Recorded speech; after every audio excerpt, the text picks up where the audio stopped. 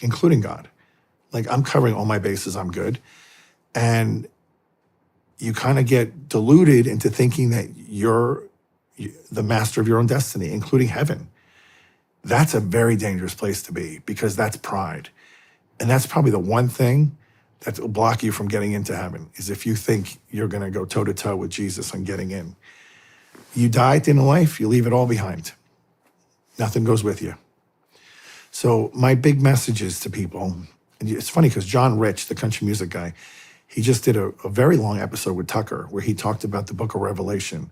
And he wrote a song about it to wake people up, because we're literally blind in these times to what's important.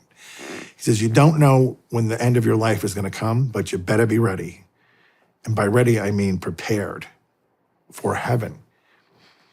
So when I see people in hospice and they're dying and they know they're dying, I can tell within 10 seconds if this person is prepared their life to meet Jesus or if they squandered it away, because they're either at radical peace and not fearing it, or they're terrified and they don't know what to do.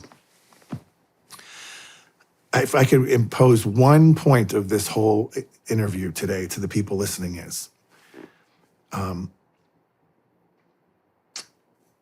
to embrace death,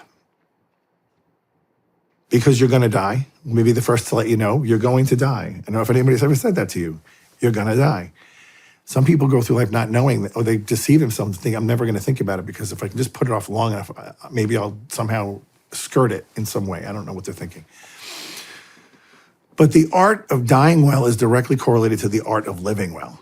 And when I say living well, I mean putting God in the center of your life, acknowledging he is God and I'm not, trying to live a life worthy of the message Jesus left us with the Gospels, loving God first, our neighbor second, putting our place third.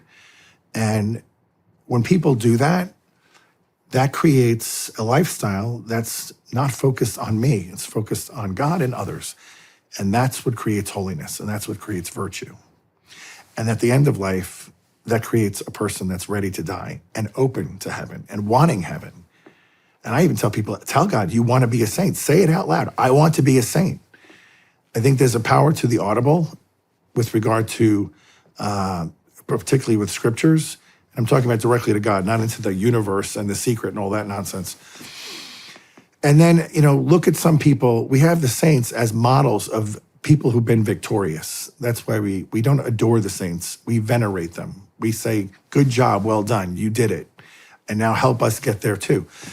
And when you think about people preparing for death, so there was a saint named Dominic Savio in Italy. He was about 12 years old, and he was being mentored by a priest named Don Bosco, who also became a saint. And Don was mentoring these young men on a life of virtue, because a lot of them had bad lives and they weren't practicing the good Christian way, you could say. So one day he stopped them. They were playing soccer, football in Italy. And he said, if Jesus appeared to you and said you had 1 hour to live, what would you do with your life in that last hour? Some of the boys are like, oh, I'd probably have to run to confession, or I want to go to have mass quickly, or I'd pray my rosary. I have to go tell my parents I'm sorry for all the times I aggravated them. And he looks at Dominic and says, what would you do? He goes, I'd play football